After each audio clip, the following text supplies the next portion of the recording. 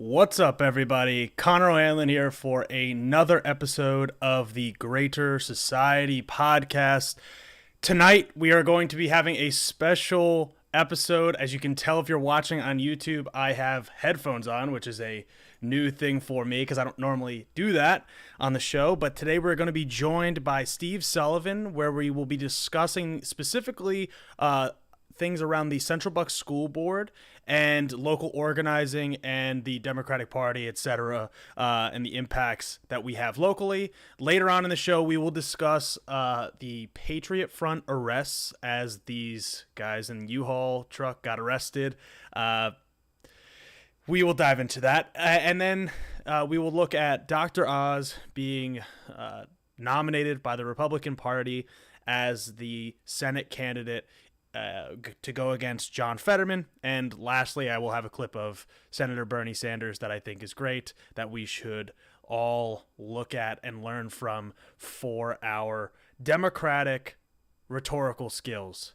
But with all that being said, I am going to introduce Steve Sullivan to the show. So, Steve, here you are. So, thank you so much for joining us, and feel free to introduce yourself any way you like, and you can unmute whenever you feel like. Hey Connor, how you doing? Thanks for having me. Of course, anytime. So, I guess for anybody that doesn't know who you are, or maybe not hasn't been to a Central Bucks School Board meeting, who are you? So my day job is I'm a human anatomy and physiology professor at Bucks County Community College. I've been doing that for 20 years, and my wife is Dr. Tabitha Delangelo, who is on the Central Bucks School Board representing Region 8, which is Doylestown Borough and part of Doylestown Township. So I usually get pretty involved in what's going on. I at least listen to all the meetings, or I attend if I can, and I stay pretty abreast of everything that's happening there. She usually fills me in on as much as she can. Some of it is privileged in executive session and things like that. So there's some stuff that she just doesn't share, which is more appropriate. But for the most part, I stay pretty on top of it. I've also got two kids in our school district, so I stay pretty involved. And then also I'm vice chair for the Pennsylvania Democrats for the 29th Assembly District. Perfect. So, for any of those interested, Central Bucks School District is where I went to school, so this is why it's very personal to me. Once I become a homeowner very, very soon, Friday, hopefully, this will be the school district that I pay my taxes to. And broadly speaking, why it's important that we talk about this, not only is anybody that's watching this, a lot of people are from Bucks County, but also if you're not, the reason why it's important is that the tactics and things that are going on here are applicable broadly. They can happen anywhere across Pennsylvania, anywhere across this country right now. The school boards are being targeted, but with Steve here especially, we can kind of dive deeper into, like, if you read, I think it's New York Times, right? That's the daily, right? That's where I got the title, The School Board Wars. That's where that's coming from, is specifically Central Bucks School Board, that leading into the 2021 election was focused in on by the Daily at the New York Times. So it is a big story. Like, what we're dealing with here is national news, unfortunately. So I guess for those not in the know, and you already have a fan, Jordan, she's in the chat saying she's very excited to hear your thoughts. But for those, Hey Jordan, for those of us that might not be exactly in the know, can you give us the layout of the Central Bucks School District, the school board, I should say, and what's going on there? well, I mean, honestly, Connor, we're not really unique in this country in what's happening here, right? So around the world, around the country, there's a lot of battles between parents and stakeholders and school boards, and really it seems to be an ideological divide, right? So there are a faction of people who are a little bit more progressive minded, and then there's a faction who are more conservative minded. And it kind of really seemed to start around COVID and COVID mitigation policies. So that really is where it started. And there were people who were in favor of COVID mitigation policies like masking or virtual school in the very beginning. And then there were people who were against those mitigation policies.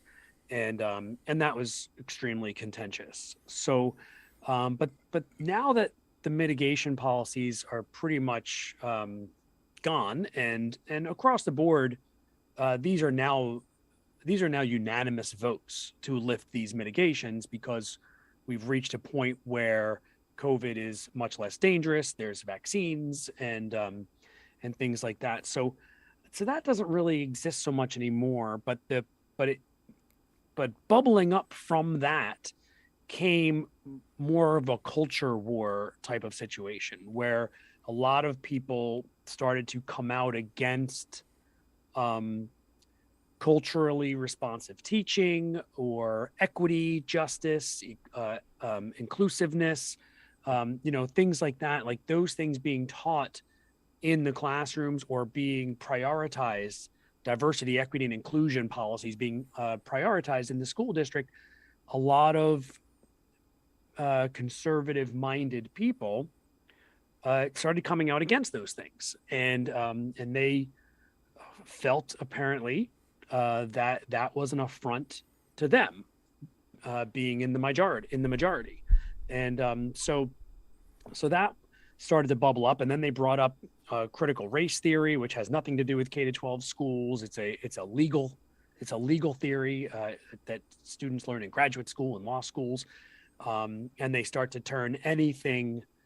They turned CRT, critical race theory, into this evil word at the behest of Christopher Rufo, who is like a Twitter monster of some kind, where he kind of rallied up his troops to, let's try to demonize this term, and then let's make everything associated with diversity, equity, and inclusion, we'll call that CRT and make everybody against it. He actually even said, we'll go in and we will poison this term and we'll turn everything into CRT. Like, he's on record as saying this. So that's going on around the country. And then it's become not just race, it's also about LGBTQ plus students and about their value and whether or not we show support in symbols and things like that. And so we've got this divide in the community, and it's represented on the board. And right now the school board in Central Bucks is 6-3 in favor of the more conservative minded faction who are pushing for some of these policies, and that's kind of where we are right now. And so my wife is on the more progressive side, and so are two other board members. So that's pretty much the long and short of it.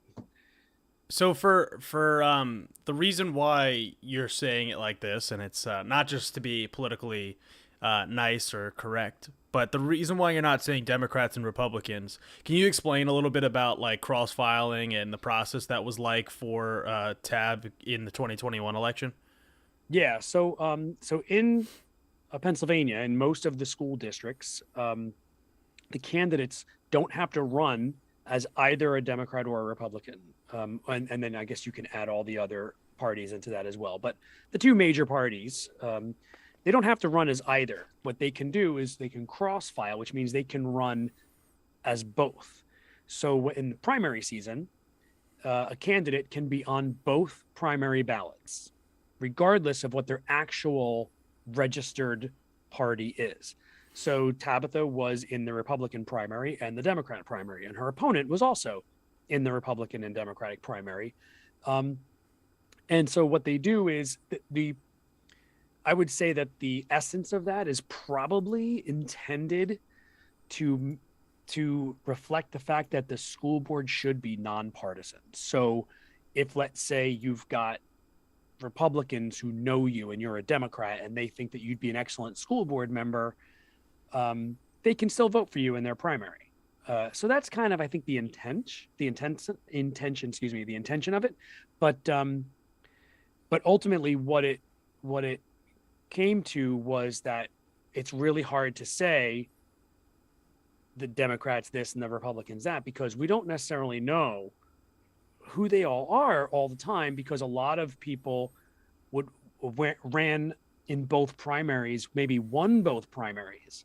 So they can technically say a Democrat was elected even if that person's a registered Republican. Yeah, and we see that a lot of these, and if you guys are a fan of this show moving forward, you will see as we continue to move into odd year elections. I'm sorry, local elections a lot of times aren't contested, and that's an issue. And you see where Steve's talking about, where you have people at cross file, they'll win both, so then by unanimous, basically decree, they get elected without an opponent.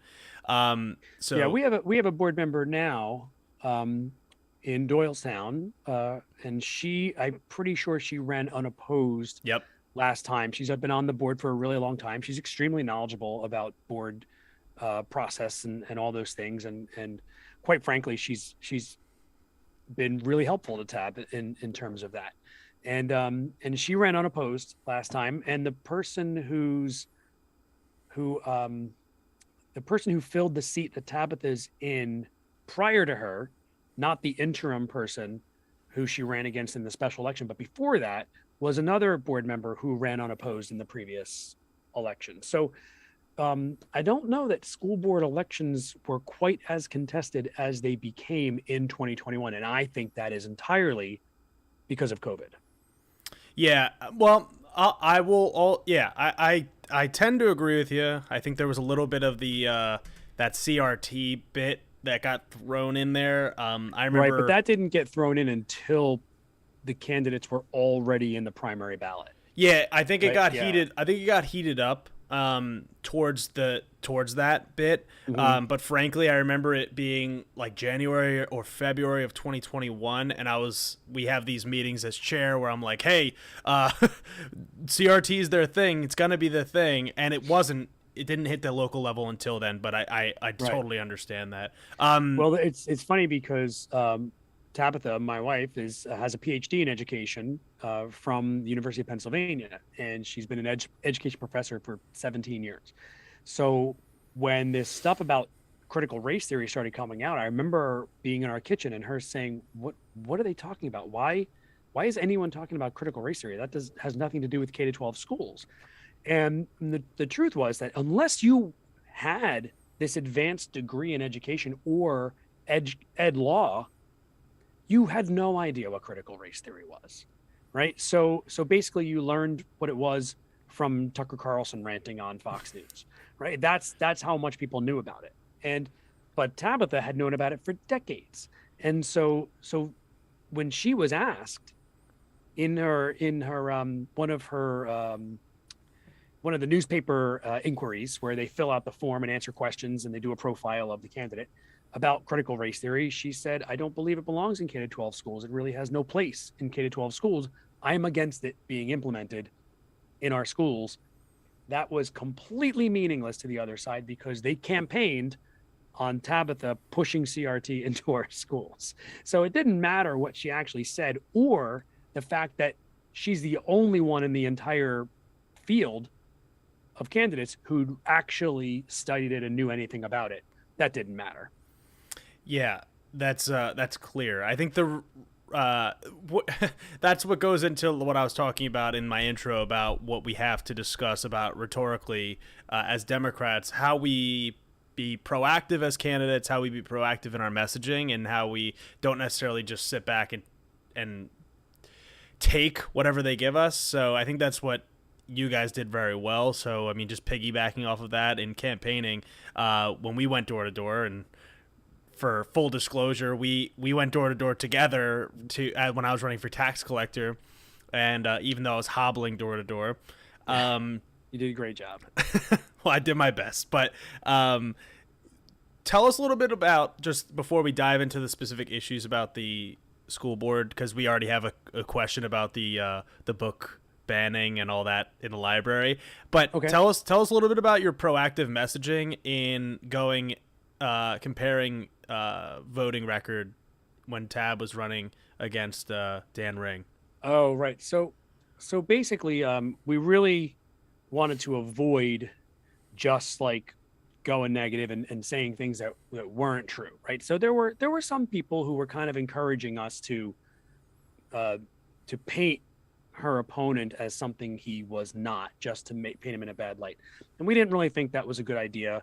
It really kind of wasn't something we were comfortable with. So what the most powerful thing that I think we did came from a question we had gotten at a meet and greet, and we had a meet and greet in one of the neighborhoods here in town, and a bunch of people came out, and one guy came up to Tabitha and asked her the most important question you could probably ask a candidate, and she said, "What will you do that's different from what your opponent does?" Because her opponent was the incumbent. He was appointed to the seat when the previous member had stepped down. So he was kind of an interim, but he was in the seat for about probably about 8 months by the time election day came. So I thought that was a really important question.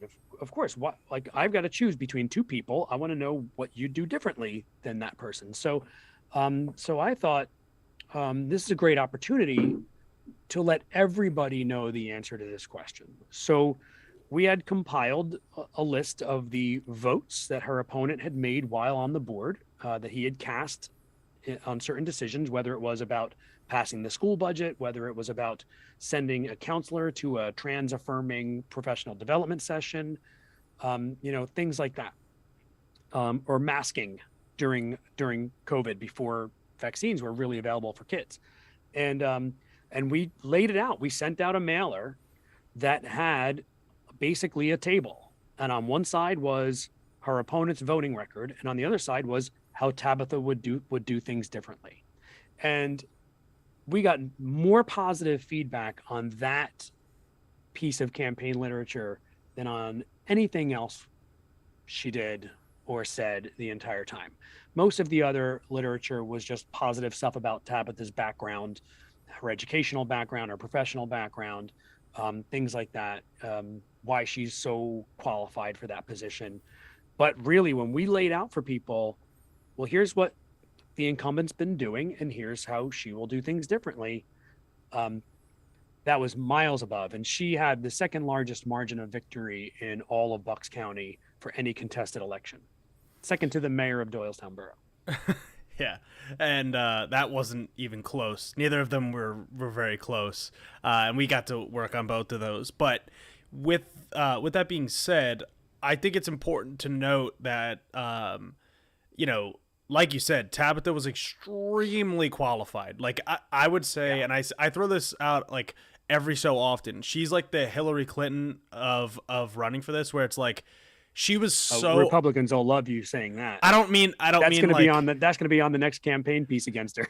I don't mean she's like Hillary Clinton. I mean she's the most qualified for the position, right? So even if you disagree with Hillary Clinton, which like I totally did, she was Secretary of State, Senator, like she did everything right to become president. And like the same thing with like Tabitha with education, like she has everything that makes her qualified to be a school board director. And it's like, it's unquestionable the qualifications there. We did have a question. Before, I don't know if this is tied together. I don't know the names of all the stuff, so I'm just gonna be honest with you. But Jordan asked about the policy 109. Is that right? Is that something you? So 109, and again, like the numbers and the things, I'm like I am not an expert on this, right? So I will give you where I stand on these things, and I don't know. I can't tell you the difference between 109 and 109.1, 109.2. I don't know what each of them covers, but I have an idea of the gist. Okay. So can you just changes in the district that are going to happen with these policies? Okay, lay it out for us then. All right. So the policies are basically about the books that are available to students at the schools or in the school libraries. So some of the policies are about the actual course materials, like textbooks or required reading, like things like that.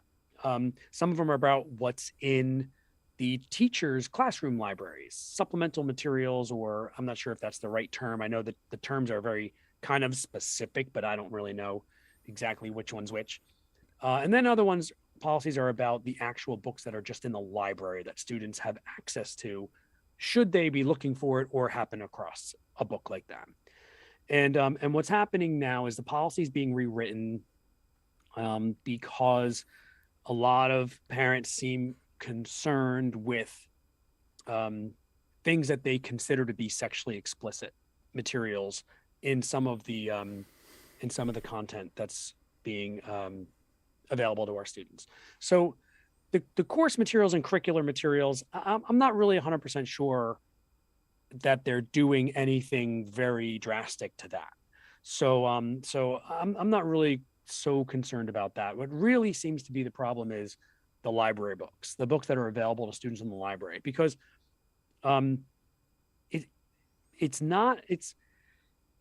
so parents seem very concerned that their students might come across a book they don't want them to read because of sexually explicit material. So most of the books that parents have been coming to the board meeting and using as examples seem to be LGBTQ plus themed, or be written by authors of color like Toni Morrison.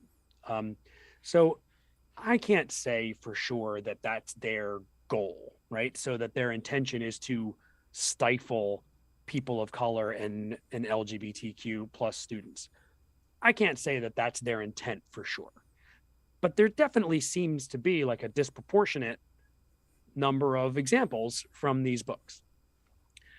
The other thing is that the board, the policy that they're drawing, the board knows that they do not have the legal authority to remove books. So they're not banning books. They can't take books out of the library. They can dictate the acquisition process for new books, and they will use litmus tests about what they consider to be sexually explicit material or implied sexual content. One of the quotes I saw in there was implied nudity. I'm not really 100% sure what implied nudity is, but that's one of the limits on there. And so this would be about acquisition of new books. So one of the things that some of the public is upset about is, and myself included, is that they're not really allowing the librarians to really kind of inform the decision with their expertise, or using the National Association of School Librarians that actually is a consortium of experts who come together and decide on what these acquisition policies should be and things like that. So that's an issue.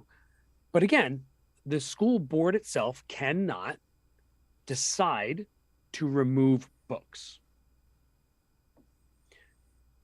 However, there is in these policies, in one of them, I don't know which one, there is a policy about the challenging of books by the public. Mm-hmm. And what they're basically doing is, even though they're not pulling books off the shelves themselves, they are opening the door for people to challenge the books they don't like and take them off. So it's kind of like, if you put tape over the door latch of a door so that it can't lock, but you're not really the person who broke into the building, you can be like, well, hey, I didn't break into the building. It's like, yeah, but you left the door unlocked and you knew people were coming, right? So what it looks to me is like they're leaving the door unlocked, and they know people are coming, because those people have been coming. They've been coming to the board meeting and they've been saying, I want this book out. So when that challenge policy is approved, and it will be, because they have a 6-3 majority, those challenge papers are probably already filled out and ready to date and submit.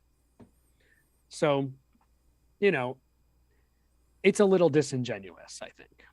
Yeah, absolutely.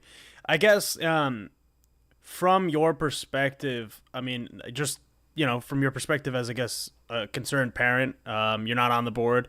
What do you think people should be doing in fighting back against these types of policies, because like I said, this is not something that is just going to happen locally. This is something that is applicable beyond just the Central Bucks. This is a blueprint for people to do this across the country. But well, people can make sure their voices are heard. Go to public comment, go to the general meeting, go to the committee meetings, and let people know that you're not happy with that policy, that other parents shouldn't get to choose which books your kids have access to. Because guess what? Central Bucks already has a process in place that if a parent doesn't want their kid to have access to a specific book, they can fill out a form with the librarian and say, my child is not allowed to take these books out, and here are the books. And there are plenty of websites for them to go to see the list of books that they probably don't want their kids reading. Right. So there's plenty of conservative websites out there that are publishing these lists of books they don't like. And the parents could just go ahead and fill out a form and put them on. Your kids never have to get that book. So it's really like when it was about masking for COVID, they were all about parent choice. Like, I get to choose whether my kid wears a mask. But now it's about books. They're like, I get to choose which books your kid gets to take out. And I think that's hypocrisy, and that's that's not really it's not really consistent with their positions. Why do they want to keep my kids from having access to books? And just because they say they're not banning the book because the book will still exist in the world, but banning it from our school libraries is still banning it. Yeah, exactly, and it's important to stress that, like, I think I had this discussion with maybe Brian Sims when he was on the previous iteration of the show. But, when I was in school, I read a book called King Leopold's Ghost. And it was a very challenging book to read when you're in high school. But it's important. It's important to note, like, the history of colonialism, etc. I mean, these are the things that will be challenged down the line, if not challenged already, in these types of book crusades to go after. So it's important to be challenged as a young person to read things that are out of the box, like they're not in the normal discussion. I think personally. Now they're going after things that they claim are provocative or whatever, and that, I guess, could be debated, but we don't. I think most people can agree that just existing as a gay person isn't provocative in any way. No, and let me, I'm sorry to cut you off, but there's a couple, I don't want to forget to mention that there's more you can do than go to public comment. You can run for school board. You can find people to run for school board, and then most importantly, you can vote. Yep. Right. So if you want your values reflected in your school district's board of directors, then you need to show up and vote. Last year in 2021, our region had about a 55% turnout among Democrats and about a 51% turnout among Republicans. So across the board, almost half of people didn't vote at all. So, and I don't care whether you're a Republican or a Democrat or a Libertarian or a Green Party or whatever, vote. Like I want the democratic process to take place, even if it's someone who doesn't agree with me. I will happily show up at the polls and shake your hand and say, thank you so much for participating. So people need to vote. Do you think that the public comment there's a question in chat. Do you think the public comment has any impact on those more right-leaning people? I mean, like, in theory. Well, let's be fair. I'll say the public comment probably doesn't have a ton of impact on either side. Sure. Right. So when it comes time to vote, when the voting is happening, the members have probably already made up their mind, and I think that it's a rare occasion when a public commenter is going to change a vote that someone had already decided upon. But in the committee meetings, when they're still discussing the policies, I think it's really important. I think going up there and showing a public comment and coming with a reasoned argument for your position, that you cite your sources and use research and data, not anecdotal evidence, not stories, not morality, not, emotions, but a reasoned argument, where you can show data. I think that's really important. And I think that the more people that do it, the more of our community they'll see as feeling that way. Yeah, and I think beyond just the school board committees, it's important to stress that like local government committees as a whole, you can make a lot of ground if you have the time and availability. I guess that's the trick there, is if you have the time.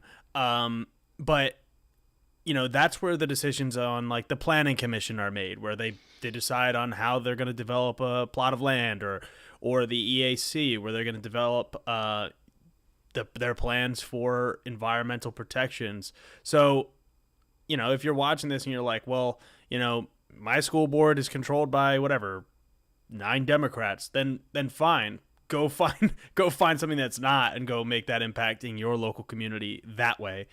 But I guess reverting a little bit back, I guess, to campaigning style and time. Are you comfortable with discussing a little bit about the financing of these elections and how that's Sure. been impacting? It's reported in that daily podcast, but do you want to kind of discuss the whole how that kind of unfolded and probably will continue to unfold locally, and how that kind of provides a blueprint for other, millionaires, billionaires to impact local elections? Well, yeah. So if you kind of paid attention or listened to the podcast or read an article from the New York Times or Philadelphia Magazine or whatever in the area, you'll notice that a lot of money came to the Republican candidates on the school board from one person. In fact, about 70 to 75% of all of their campaign donations was from one person, or maybe one family, a couple. I don't know. I don't know how they divide it up. But whereas on the Democrat side, the majority of the funding came from small dollar amounts from the community. So what happened was, I don't remember exactly how much we ended up spending or raising, but it was somewhere for the 5 Democratic candidates. I think it ended up somewhere in the $115,000 range, something like that, For total donations. and for how many candidates? If just for 5 candidates. Whereas the Republicans, I think they raised about 94,000, something like that. Now, for the Democrats, we had about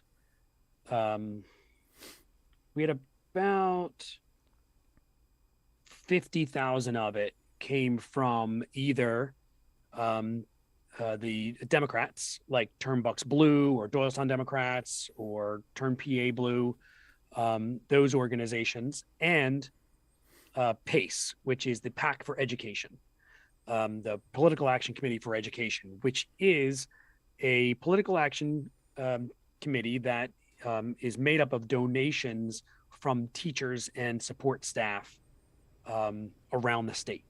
So they donate money separate from any union dues or anything like that. It's really not the union.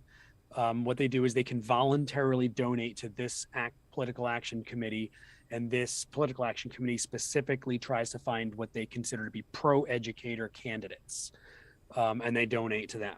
So these are all public donations. It's not dark money. Every donation that's over $49 is publicly recorded, just like any other campaign donation that can be made. And it's all voluntarily made by the state's educators.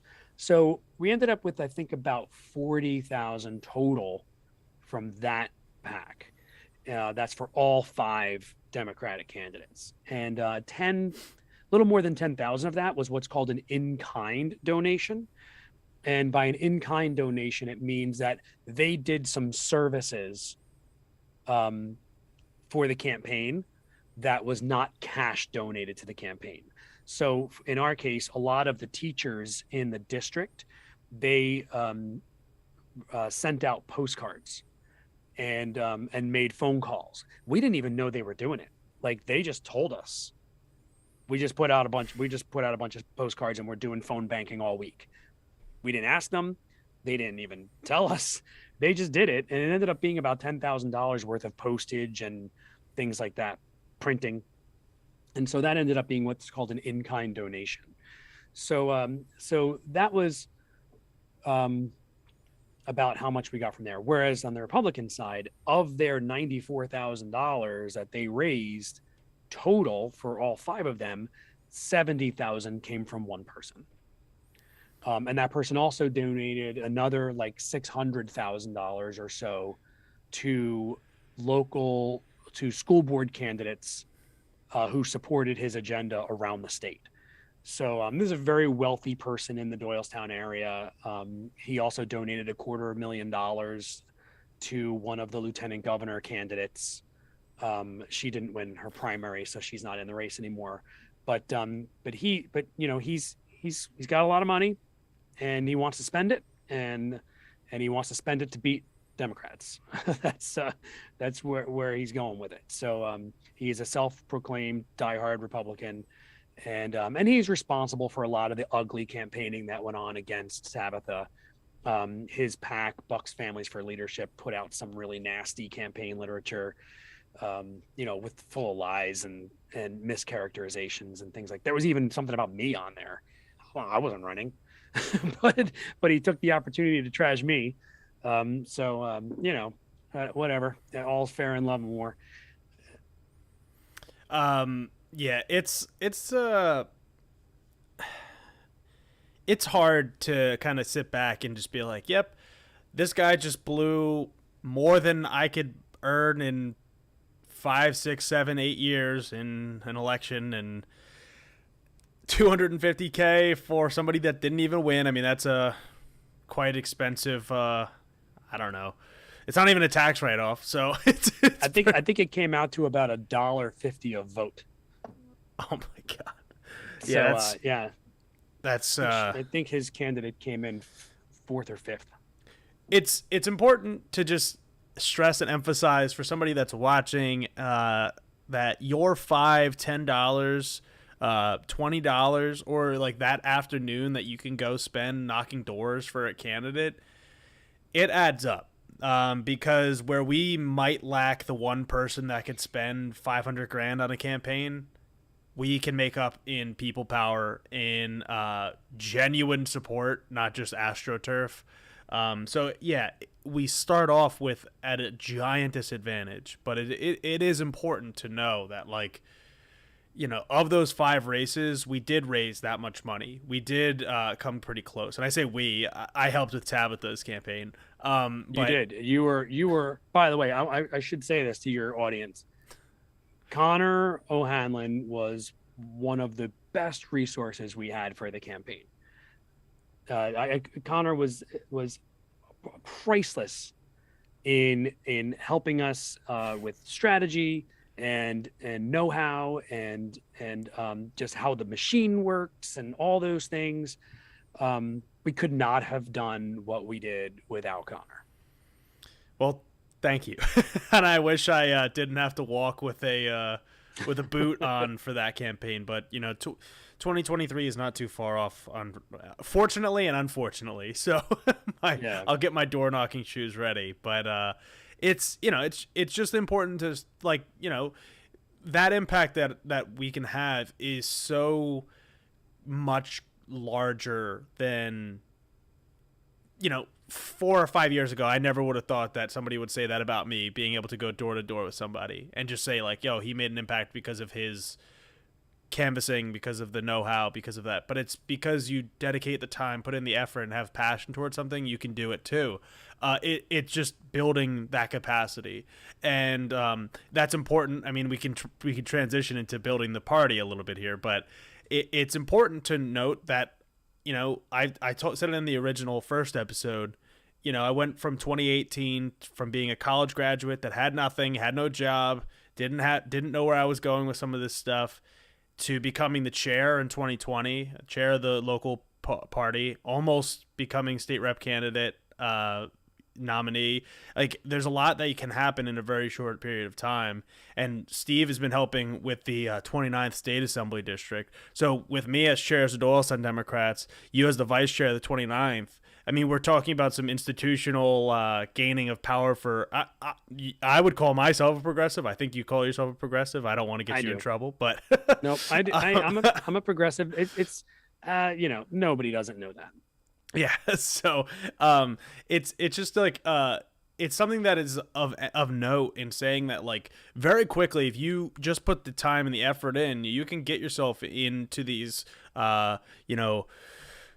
quote smoke-filled back rooms. Steve can't see me, so I'm making sure I say that. But it's you can get yourself into these rooms where you can have an impact in organizing campaigns, in selecting candidates, helping recruit candidates, all of that stuff. So I guess in the time that you've been volunteering with the committee, what are some of the things that you've enjoyed? What are some lessons that you've learned that maybe a lot of the people that watch this are like very young? So, if you have advice for them coming in, everyone's probably tired of hearing me already, but right. No worries. I'm also, I didn't mention this earlier, but I'm a committee person for the Doylestown Democrats in Doylestown Borough. And that's been a very short period of time for me. So I was appointed in February, and then I was elected in May. And that really kind of started with the school board election. I was always kind of like a political junkie. I've never missed a vote. I've never missed an election. And I've voted in New Jersey, I've voted in New York, voted in Pennsylvania. I've never missed an election my whole life since I was 18 years old. And the first election I ever voted in was to re-elect Bill Bradley, U.S. Senator from New Jersey in 1990, much to the chagrin of my dad, who likely voted for the other guy. And but I never really got super involved other than paying close attention, voting, and maybe being very vocal about my opinions and positions on things with people. But then when Tabitha ran for school board, I kind of caught that bug and realized that, we could make a bigger difference if we get involved and try to get other people involved and try to make sure, not so much changing people's minds. I don't think we really change a whole lot of people's minds all the time, but convincing like-minded people that they need to get out and vote, because that's the problem. Turnout is the biggest problem. We have an embarrassing turnout problem in the US. People don't vote. And they care, but they don't vote. And so if we could get the people who think like us to actually get out and vote, then we'll win. And so, and I think I took this quote from you, Connor. I feel like our lives are better when progressives are in elected office. And so when it doesn't matter whether it's someone, if I'm donating to a campaign for someone in Kentucky or Florida, or if it's right here, someone who represents me, they all matter. So so I got involved knocking on doors for Tabitha, right? So at first it was just hanging literature on doors. I wasn't that comfortable actually knocking on a door and talking to people. But that went away real quick. And within a couple of days of actually knocking on doors and telling them how qualified my wife is for being on the school board and how she feels on the issues and how she'll vote when those issues come up, it got real easy, real fast. And I like to talk to people. I'm a social guy. I don't get stage fright. I don't get awkward. I'm not awkward in social situations. So that doesn't bother me. I like talking to people. So now I'm knocking on doors for everybody, and I'm getting signatures for Connor. I'm getting signatures for Tim. I'm getting signatures for Steve Sanosiero and John Fetterman and Ashley Ehas and all these people. And I'm knocking on doors and telling them how much better our lives will be if these people are in office. And that was a big thing. So being being a committee person for me, just being comfortable knocking on the doors and telling people, look, this is who's running. This is what they believe. This is why I support them. If you're with me, please support them too. And that's not really hard to do. I'm not knocking on diehard conservative doors and trying to convince them to think like me. It's not going to happen. We're not going to change a whole lot of minds. I'm 50 years old. I've come to the conclusion that you don't change a whole lot of minds. Sometimes you can, but really it's about making sure that our people actually do the thing and vote. So the other thing that is great about being on the committee in Doylestown is meeting all of the people who have so much more experience than I do, and hearing their stories and learning their strategies and things like that, like learning how to use the data that we get from the Board of Elections in our favor, so that we can be very surgical in how we make sure that we get the voters out that we need to get out, and target the people that we need to target. That's an important thing too. So I think a lot of it's just meeting people like State Senator Steve Santorciero and learning so much from someone who has so much experience. Like that's a really big thing. Or meeting people like Connor O'Hanlon, who has a lot of experience, or meeting people like Tim Brennan, who's a councilman in the borough and is our nominee for state representative in the 29th. Like this is really valuable to me because I did kind of get into this game late. I'm twice your age, Connor, and you've got more experience than I do in this. So I'm getting in there late. So a lot of it's about using the wealth of people that is available. I will say too, you know, in your 50s is extremely young for local politics still. So yeah, they won't let me in the Young Democrats though. Barely. They said the cutoff is 40. 40, yeah. I think the cutoff for the Young Republicans is 65. Yeah. Yeah, you could get Social Security and be in the Republicans. That's a joke, Republicans. It's just a joke. I still love you. We have a specific question. I think it'd be interesting to see your perspective on, as both a professor and as a committee person. But specifically, how do you think that, or what would be your advice for students that, I guess might not apply directly because you're at Bucks, but for people that aren't living at home but want to get involved in their local elections. So, I mean, you interact with college students all the time, so at least on that level, you can have that connection to it. Yeah, so I will say this. I teach human anatomy and physiology to mostly preclinical students, nurses, occupational therapists, physical therapists, maybe some pre-meds. Politics does not come up in my class. So I don't really talk about it too much. What I do often in my class is tell my students to vote. When the elections are coming up, so I teach in the fall, there's usually an election in November, teach in the spring, there's an election in May. I implore my students to get out and vote. I don't really talk about who to vote for. I don't talk about different policies or issues or things like that. I just tell them that their voice is important.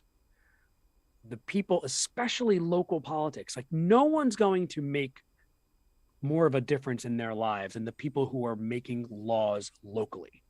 So these are the people who determine whether or not their roads are going to destroy their tires, or whether or not they can get the health care that they need, or whether or not their tuition is going to go up next year because the state assembly is going to determine the funding for education.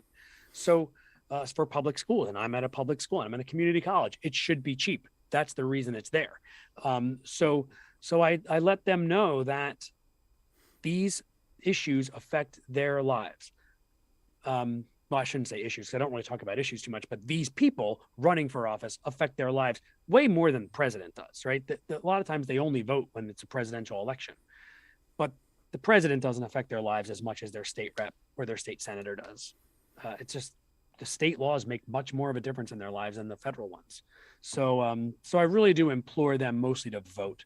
I don't really talk about politics too much. unless they think evolution is political, then I talk about it a lot because it's a biology class and evolution's real. Exactly. And just to piggyback off, I have an opinion on it, and I'll just opine for a second.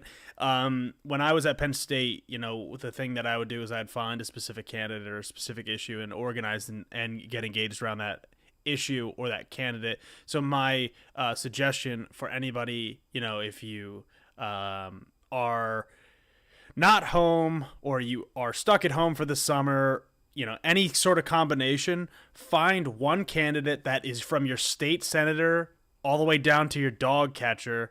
Anything in between there, you're going to actually be able to engage with the candidate. You're going to be able to meet them, talk with them, speak to the issues, and then be like, all right, how can I help you? And just pinpoint that one candidate, pinpoint that one campaign, and go organize around that. Or go find that one organization. Like if Steve brought up healthcare. If healthcare is your issue, find that organization and organize around that issue. That would be my suggestion. For sure. I like that you said you will be able to interact with the candidate. I mean, I've never thought a year and a half ago that I would know the people I know now, right? So I've known who Steve Santriciero is for years. He was a state rep. He's been a state senator. I've known who he is for years. 3 days ago, the guy hugged me. I never thought that would happen, but I feel like I'm kind of friends with the state senator now. And this is all because of getting involved, right? He's a great guy. He's super nice. He's always been, as long as I've known him for the last year and a half, he's been really, really nice, or maybe last year. And so, knowing personally the person who's likely going to be our state rep, who is going to continue to be our state senator, who is our township supervisors, our borough council members, who should have been our tax collector in Doylestown Township. Knowing these people personally makes a big difference. And all you have to do to get to know them is just get involved in the campaigns, because they're there all the time. I mean, when's the last time, Connor, you went to an event, a local event that was policy-based, and Steve Santriciero was not there? Yeah, it's pretty rare. It's pretty rare that he's not there. The guy shows up. I mean, plain and simple. I ran into him 3 times in 1 week last month, and he was at the inauguration of my college's new president. He went to one of our Doylestown Dem meetings. I ran into him at a fundraiser somewhere. The guy shows up. It starts to happen when you actually see everybody almost too much. You're like, all right, we've hung out a little too much now. But it's an interesting dynamic, and you start to develop that relationship with candidates and actually recognize that, even though you are my potential congresswoman, you are a regular person. You have wants and needs, and you have a family, and you work a job and all that stuff. You're just a regular person, which it humanizes, and I think that's important as well. For sure. Like, I can't wait until the day when Ashley Ehas wins in November, and I have a friend who's a U.S. congressperson, right? Someone I've hung out at the bar with and had a beer and talked about policy and talked about the future and things like that. I mean, that's kind of a cool thing. Yeah, and it's just important to note, as you move forward in whatever you want. You don't always have to be the person that wants to be the person running for office, or you don't have to be the person that wants to be chair or vice chair like me and Steve. But whatever you want to do, putting yourself in the room is important. Getting yourself and your foot in the door is important. As a volunteer or as somebody that wants to be president someday, getting yourself and advocating for, I tweeted this today, advocating for yourself and being your own advocate is the most important thing that you can do, because then people will start to believe in you. You have to believe in yourself before anybody else will. So just start showing up. That's the hardest thing. Then people will start to follow you and believe in what you're doing. So for sure. We have time for one more question. Yeah. I mean, if there's anything, I don't have any. But if you have anything else you want to talk about before we head out today. Well, I will say one more thing about what's going on in the Central Bucks School Board, and this one's kind of important to me. is the decision by the administration to have pride flags taken down in the schools in Central Bucks. Pride flags have been called political. I don't think they're political. I think taking them down is political. That's a statement. But keeping them up so that faculty or support staff can let students know students who are historically marginalized, students who have a much higher rate of self-harm than their straight counterparts. These are students that when I was in school in the 80s, there's no way they would have been safe to be out. And that was in New Jersey, right? So I'm not talking about in like, the deepest part of Alabama. I'm talking about central New Jersey. There's no way in the 80s these students could have been safe and out. And now we have a situation where we have an opportunity to let these students know that there are safe people that they can confide in, and that they're supported, and there's a symbol that says, we accept you, we love you, we will treat you with the respect that you deserve, just like everybody else, despite the historical marginalization of your group. And I don't see how that is controversial for anyone who claims to value all of our students. We can't worry. We can't focus on the students who feel like a pride flag somehow offends them because they're not LGBTQ+. That's a teachable moment for that kid, to let them know, no, this is about supporting and accepting kids who are being bullied in the school district right now. And it is not about excluding you, it's about including them. That's the message that we're trying to send. So this is something that is important to me, not because I have family members who are trans and family members who are who are gay and lesbian and bi, but because it's important, because it's a human issue. It doesn't matter if it's my family or whatever. It's humans, and we should be watching out for our fellow humans, regardless whether they're in our families or not, right? It really bugs me when a congressperson doesn't come out for gay rights until they find out that their kid is gay. You should have been for it the whole time, right? And I don't care whether you're a Democrat or Republican for that. You should have been for it the whole time. Human rights are human rights. So that's an issue that I'm also is kind of bugging me at the school district right now, and I'm really hoping that they work to reverse that decision. Yeah, just to piggyback off of that, two things. I have my bit, and then there's a follow-up question in the chat. So, but the same thing applies. Like, I met the person who designed the new like Philly Pride flag, the one with the triangle in it. So her name is Amber Hikes. She was at the HRC dinner. Me and my, at the time, campaign manager, but my friend Lindsay, we both went to this event and we met her, and she was the most inspirational speaker that I've probably ever heard in my life. But she even said, like, when we tried to be inclusive, even that got backlash from people that she didn't expect it from. So it's always incumbent upon people that want to be inclusive, want to take the step and be bold, to not back down, to make sure that you hold your ground and say, like, I'm doing this, we're doing it for the right reasons, we're standing up for the long-term justice that this country is supposed to be founded upon, the long-term equality that this country is supposed to be founded upon. Just important to note there. But also, the follow-up question is, I don't know if you exactly know, but how is the superintendent allowed to make the statement and like that proclamation about removing the pride flags without any, discussion with the school board? That's a good question. I don't really know the I don't really know the answer to that. I don't Okay. know who's allowed to do what and what needs board approval, what doesn't. Some things don't need board approval. Some things don't come down from the board.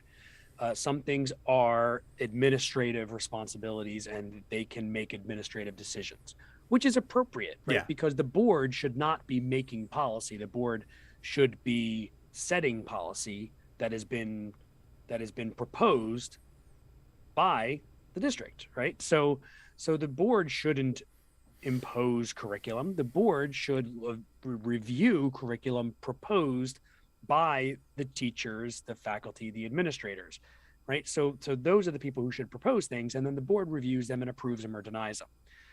The quote is that the board doesn't run the district. The board just makes sure the district is run well. So there is a lot of things that are their administrative prerogative to decide, and apparently this was one of them. So I don't think that this is something that the board, that he would have had to come to the board for permission to do, and I don't think it's something that a board member could have told him to do. I don't think that's the way it's supposed to happen. So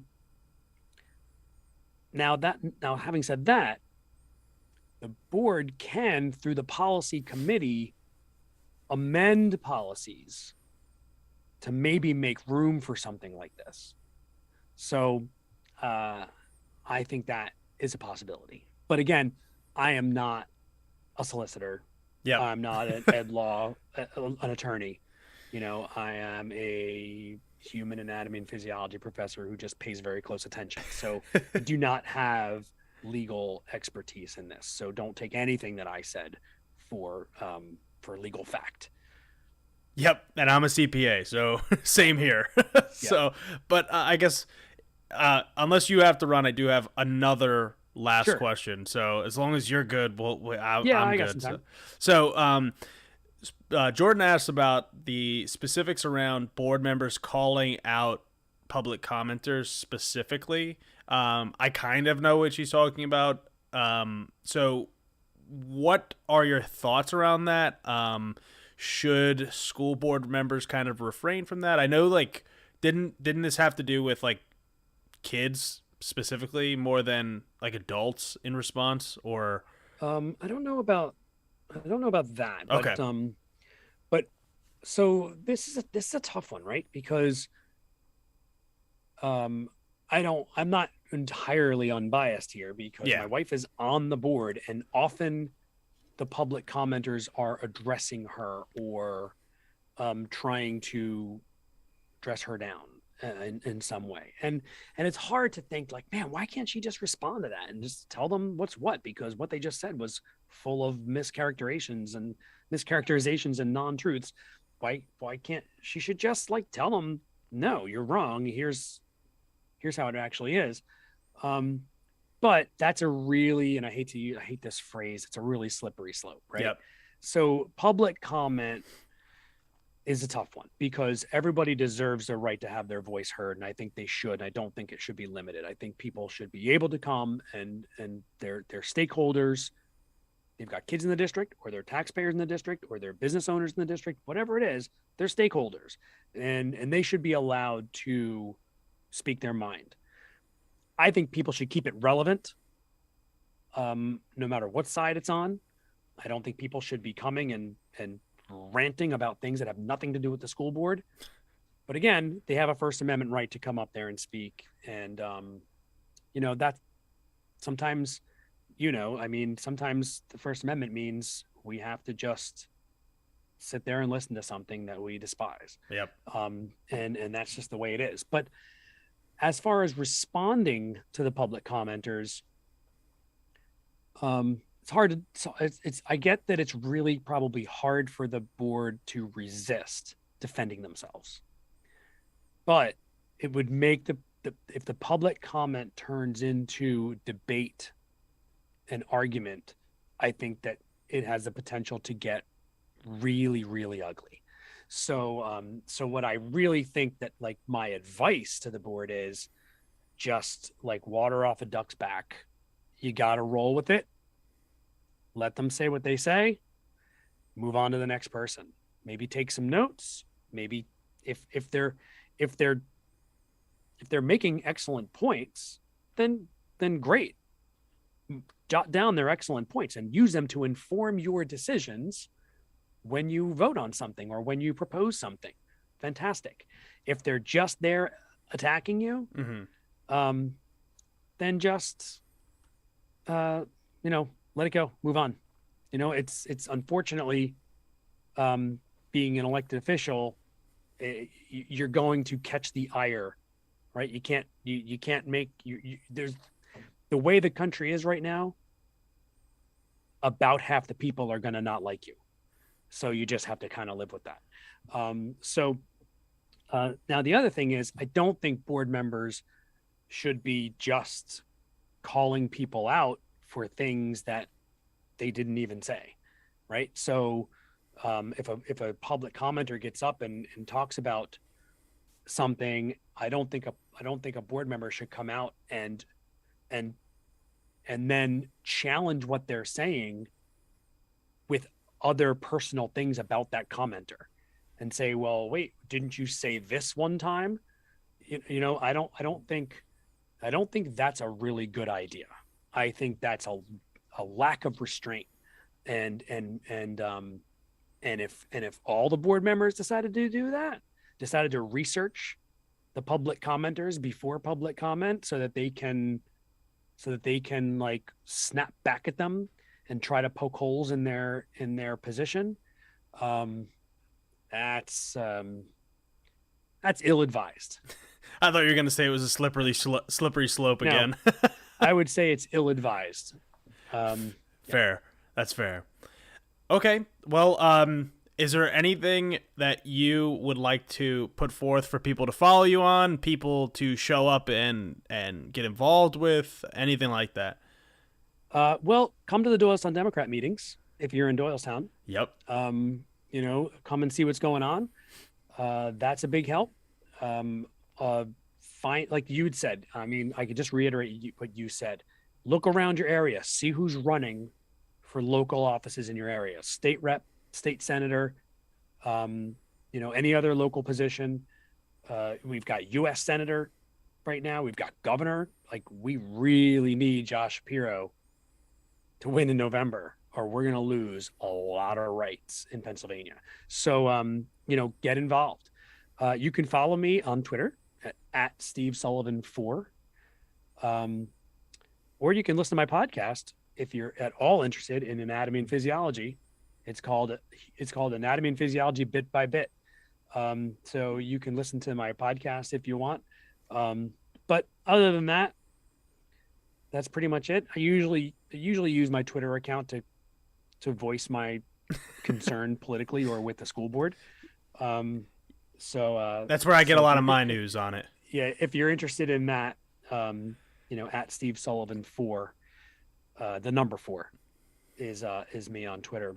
But other than that, thanks so much for having me, Connor. This was a lot of fun, and I love talking to you, and you don't have to twist my arm, for that. So anytime you want to have me back, and I'm happy to do it.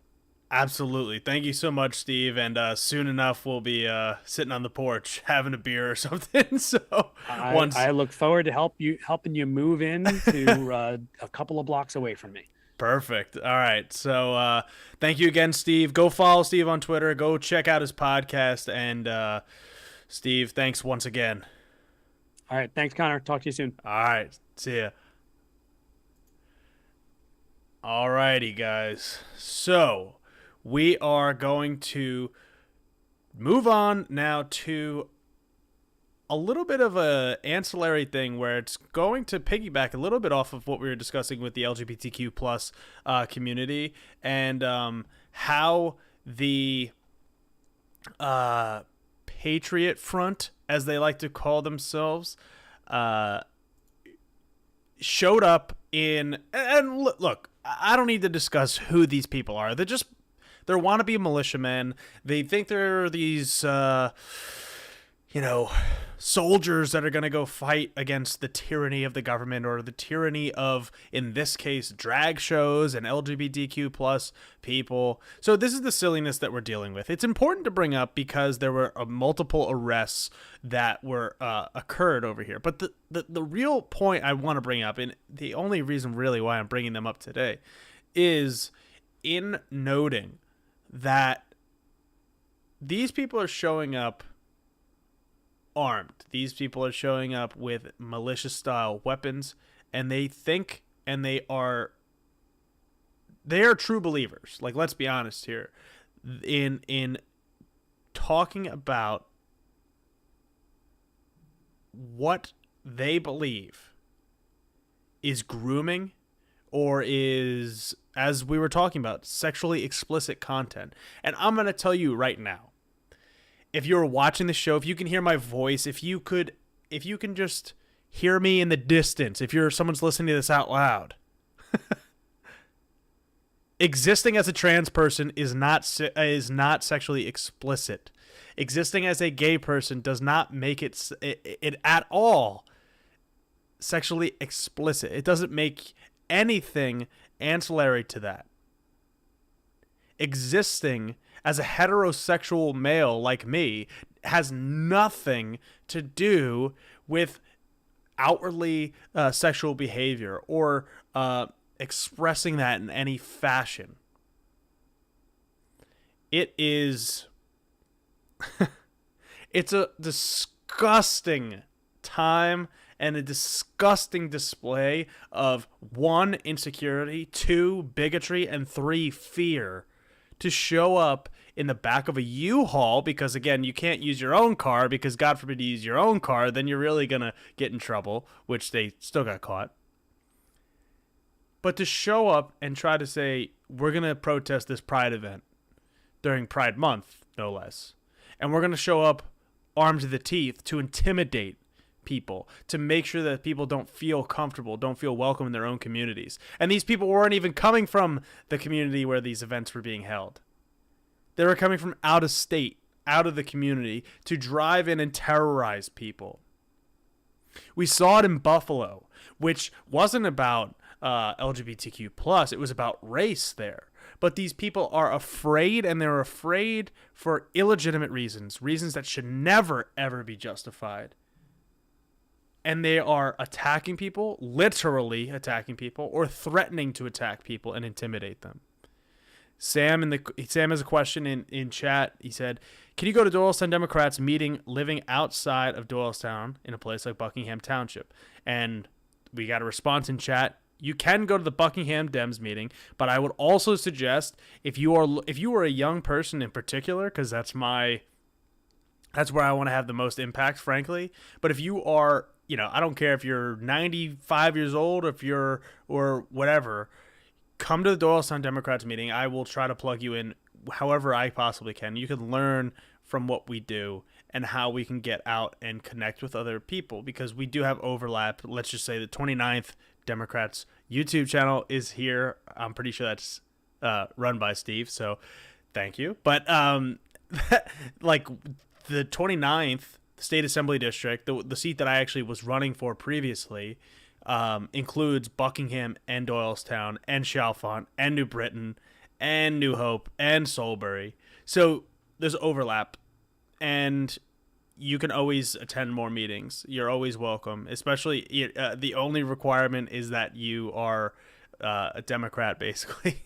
You won't be a Democrat in or a member in good standing, but you will be a honorary member in that case. So yes, you are more than welcome.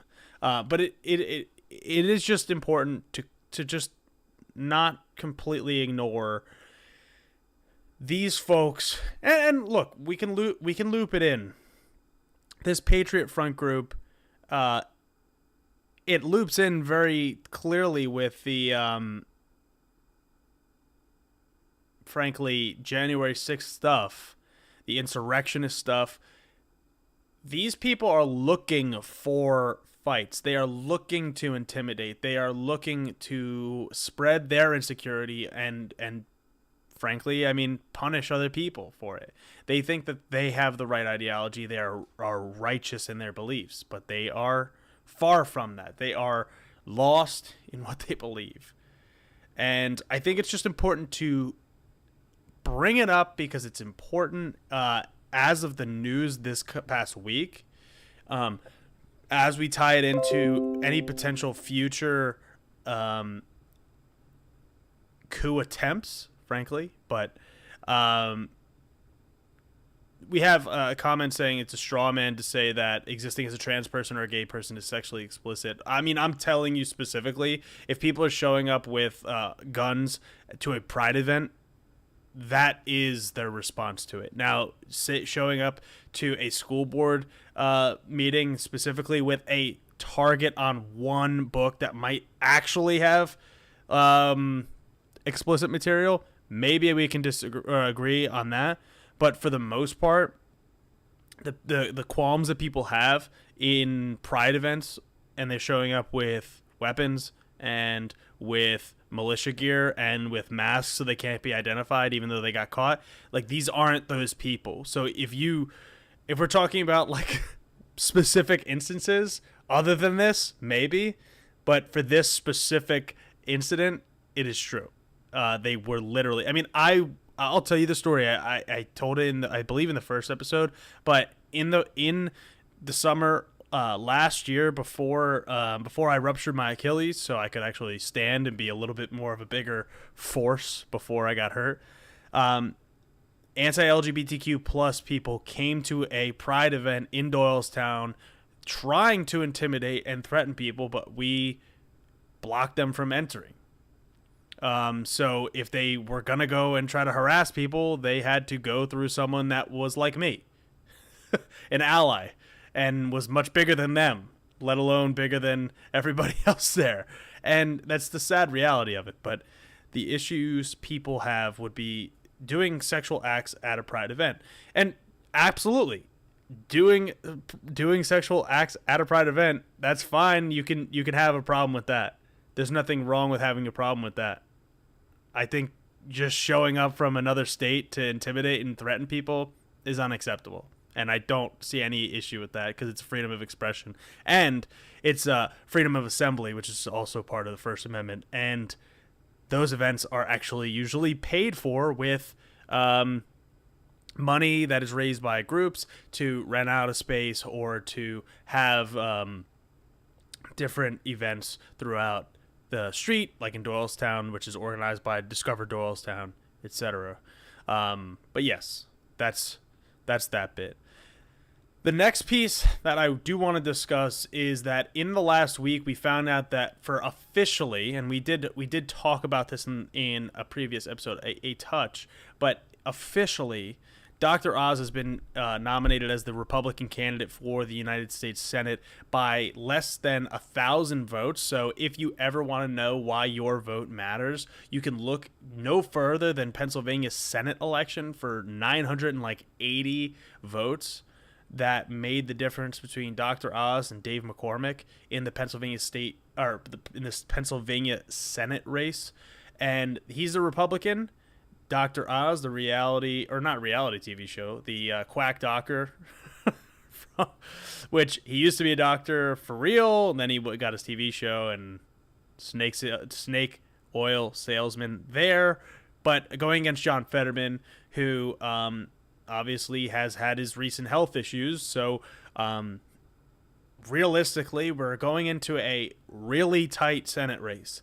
And even with the most recent polling suggesting that John Fetterman is up, I believe, 7 or 8 points with a big chunk of undecided voters, I would not rest on my laurels to say that John Fetterman has this race locked up, as much as I would love to. I think John Fetterman has a giant appeal to, quote, normies, people that don't necessarily pay attention to politics the same way that you and I might.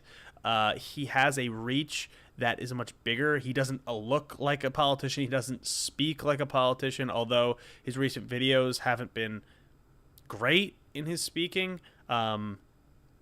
he has an appeal that is broader. And it's interesting to note that in the most recent polling, Fetterman has a larger lead against Dr. Oz. Again, Dr. Oz, who has a giant name recognition advantage against the other Republican running in the governor's seat, Doug Mastriano, and who's running against Josh Shapiro. And Josh Shapiro has about a 4 to 5 point lead, again, with you give margin of error. And that should be concerning because Doug Mastriano was at January 6th. He was at the Capitol on January 6th.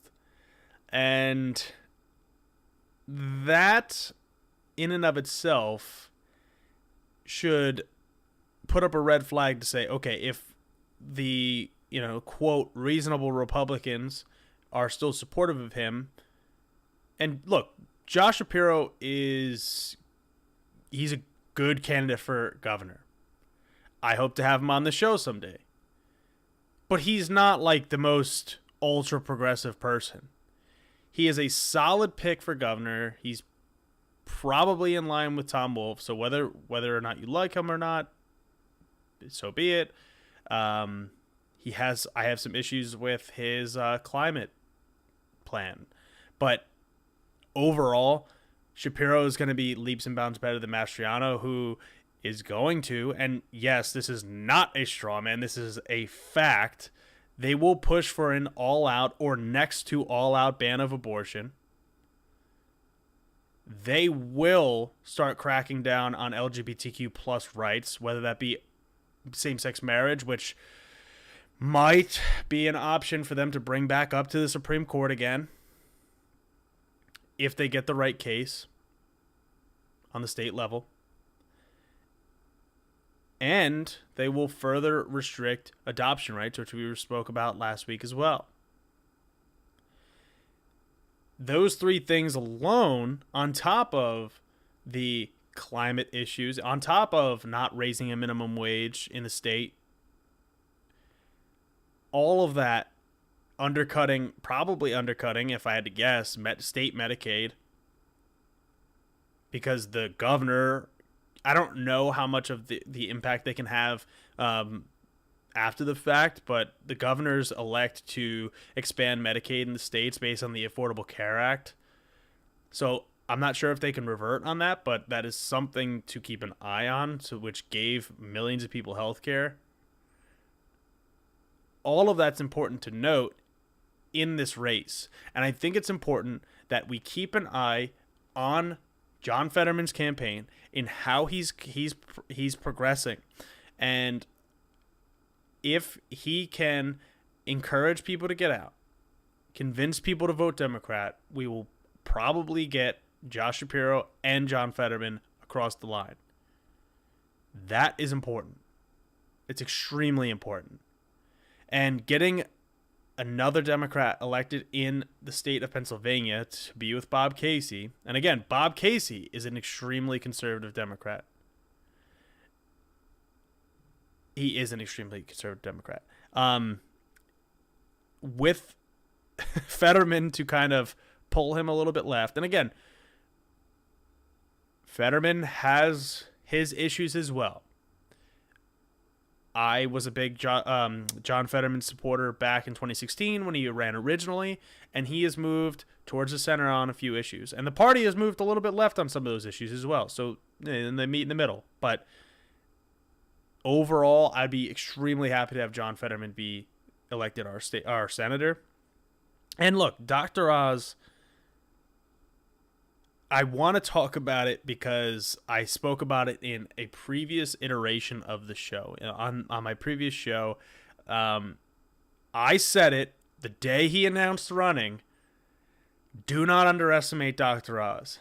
And I am not happy to say that I was right, but I am just pointing out that I was right and that we shouldn't take someone that doesn't seem serious as a candidate seriously.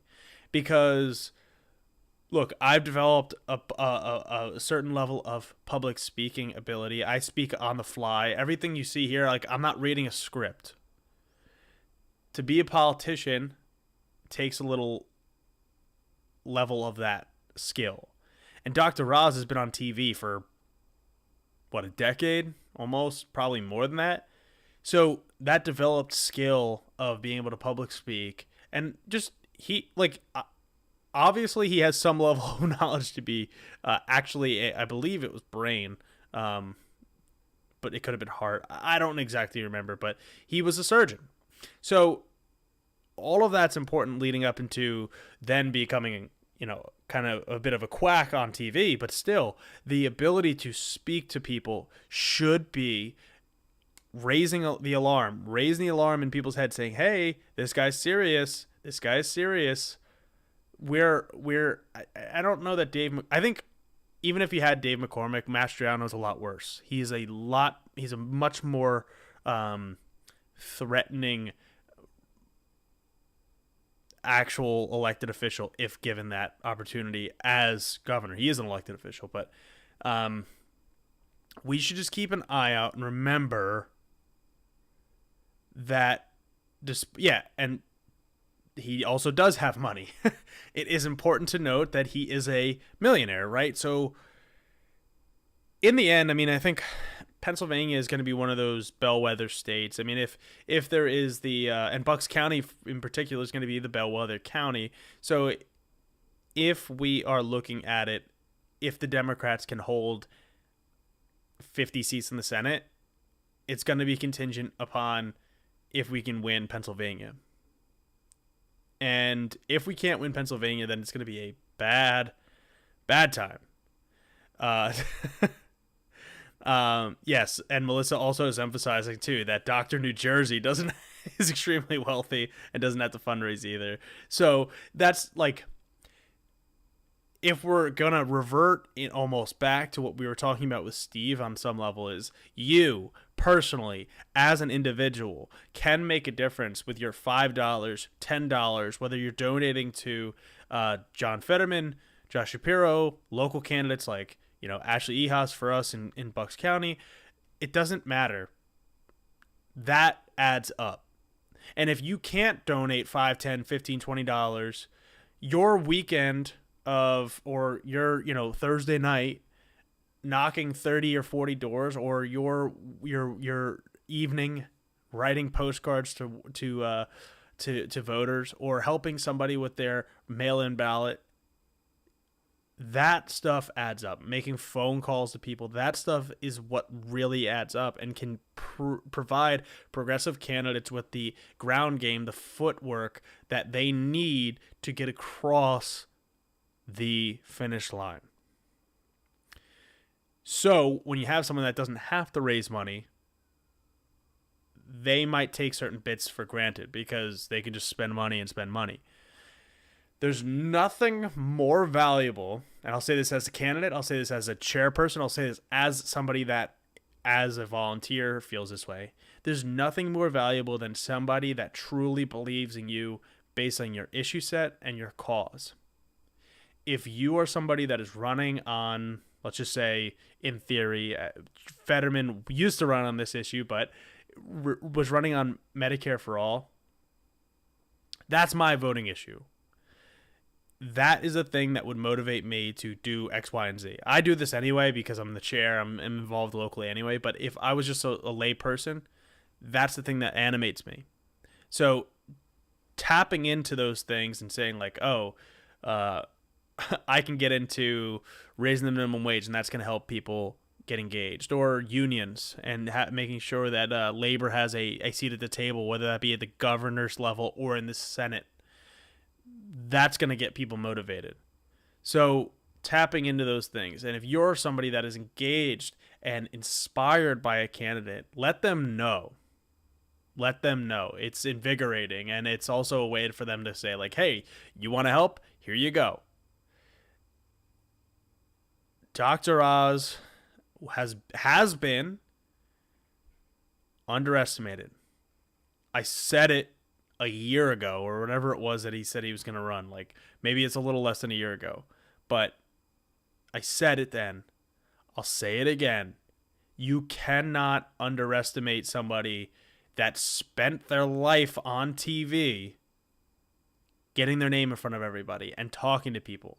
Whether or not he's qualified to be a senator, whether or not he has the right policy set is almost second to the fact that he does pose a legitimate threat to flipping this seat. Well, I guess technically it's not flipping because Pat Toomey holds it right now, but holding this seat for the Republicans.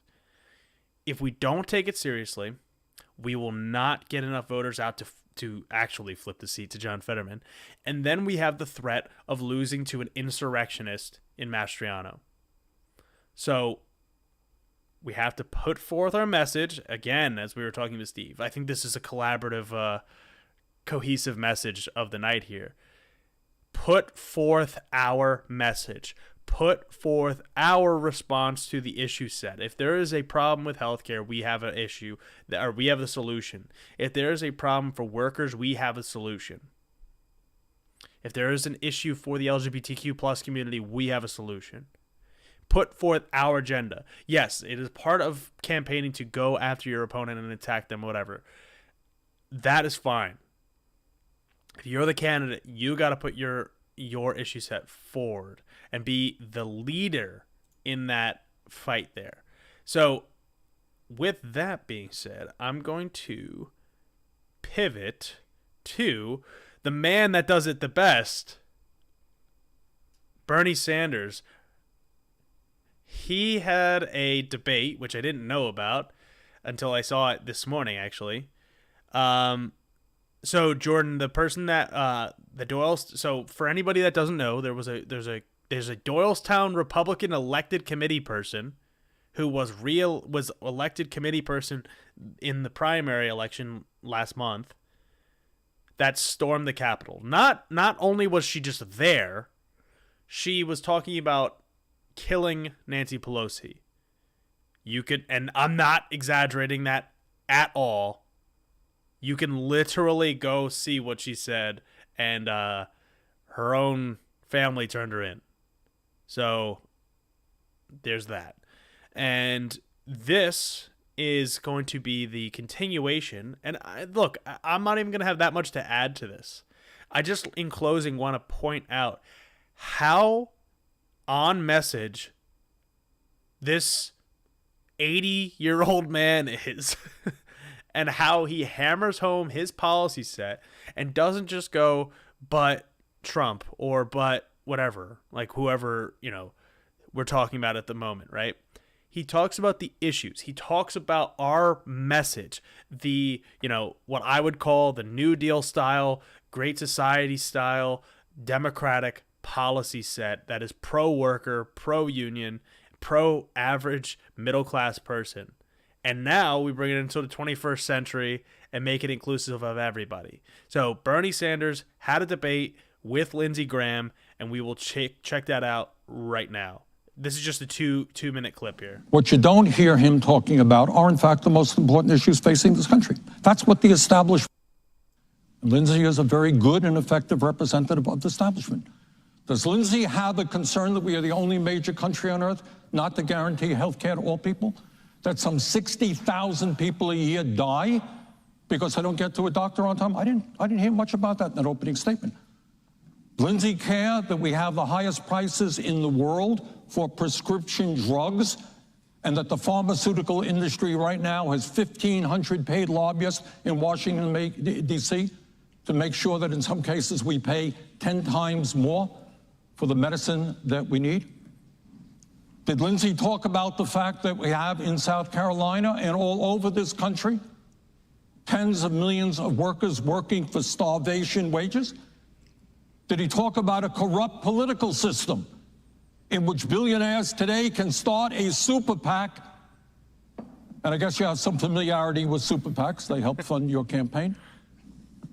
Who can spend unlimited amounts of money to elect candidates. You have the absurd situation where super PACs frequently spend more money than the candidates themselves. I didn't hear Lindsay talk about the crisis of climate change or the reality that scientists are telling us. It's not Bernie Sanders, Lindsay. This is what the best scientists in the world are telling us. We don't get our act together. The planet we're going to be leaving our kids and future generations will becoming increasingly uninhabitable. Talking about great cities like Charleston, South Carolina, you're aware of that. Neighborhoods flooding. There are people who are thinking that not only Charleston, but Miami, New York City will be half underwater by the end of the century. You got to talk about that. You got to talk about income and wealth inequality. Do you have a concern that two people own more wealth than the bottom 42%? Do you have a concern in terms of corporate concentration of ownership? You got 3 Wall Street firms now, BlackRock, State Street, Vanguard, who control $20 trillion in assets. They control hundreds and hundreds of corporations throughout this country. Bottom line is we are moving toward oligarchy. And if we don't stand up and say that we need a government that represents working people and the middle class, I worry very much about the future of this country, and I hope you'll speak to some of those issues. What you don't hear him... So, clearly, when we talk about messaging, and look, I get it. If you are not a Bernie guy, if you don't like Bernie for whatever reason, so be it. But you have to give it to him. If you're a Republican, Independent, Democrat, anything left or right of those things, you gotta give it to him that he is genuine. He talks on point all the time. He never misses a beat to talk about issues. He's genuine. He cares about this country. I think it's important to just note, in closing here, again, we emphasize here the history of this country. The Great Society and the New Deal were the pinnacles of progressivism in this country. And we have leaps and bounds to go in bringing them forward into the 21st century. But this is the type of rhetoric that Democrats have to use. Because not only do Democrats support that, but Republicans support helping the middle class. Republican voters do. Republican voters care about making America great. And whether or not that phrase or that any of that stuff is poisoned, so be it. I'm not talking about rhetoric there. I'm talking about reaching across to your neighbor and saying, look, you and I both care that we want to put food on the table. We both want to have a good job that has health care, or we should have health care that's provided by the government. Whatever it is. You think, and I think, that we should be able to achieve the American dream or the simple bargain that this country is given to us in the founding documents to say that we should be able to go and pursue happiness. We have the right to do so. That is the type of rhetoric that we need out of our elected officials. That is the type of rhetoric that we need out of our candidates. I am so... And again, look, obviously I talk about this stuff on the show, but I'm so sick and tired of debating cultural issues. It's a part of this realm. I would much rather have a philosophical debate of what the highest marginal tax bracket should be rather than any of the other cultural issues that we've talked about. But the cultural issues are the focus right now. So, yes, I talk about them. It's not my favorite, but I would rather discuss the healthcare systems and learn about the healthcare systems and have people talk about them here on this show. And we will. We will. In due time. It's just that Bernie Sanders still has it. That was from yesterday or 2 days ago, that debate. And the guy still got it. He is on point. So, with all that being said, if you are anybody that is looking to get involved, we do have events coming this weekend. If you are in the Bucks County area, the 29th State Assembly District is having a picnic / get-together on Friday, the 17th. And You can find more information about that on Twitter or on Facebook. And if you are interested in learning more about local politics, the Doylestown Democrats will be at the Doylestown Pride event block party on the 18th, which is on Saturday. I will personally be there with information from 11 to 5. And you can come and ask any questions that you might have. You can come and volunteer. You can learn and meet candidates. You can just go and have fun at the Pride event, where you will meet and see plenty of other organizations, whether you are a part of the LGBTQ plus community or if you are an ally. So if you would like to join any of these municipal organizations, if you want to learn more about your area and I'm not talking about it, you can feel free to reach out to me on Twitter at Con O'Hanlon, and I will see what I can do and see if I can connect you to somebody that might be able to help you further. So with all that being said, you can follow the show on Instagram and Facebook. If you are watching live here on YouTube, or you're watching after the fact on YouTube, hit the subscribe button, hit the bell button for notifications for when we go live or when we post a video clip. And you can support the show for as little as $5 a month at patreon.com/Greater Society Media. The link will be in the description of this podcast or in the description of this video. If you are listening to the show, you can follow the show on Spotify or on Apple Podcasts for the audio version.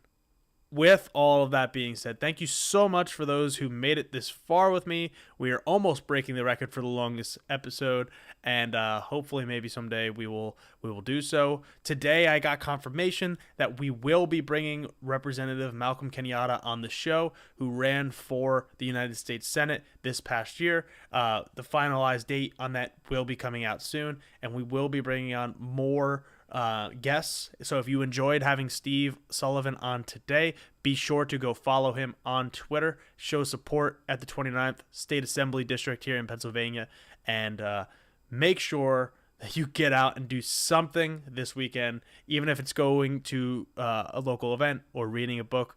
Just do something to further your political education and bettering our nation. So until next week, stay safe. I'll see you next Wednesday. Peace.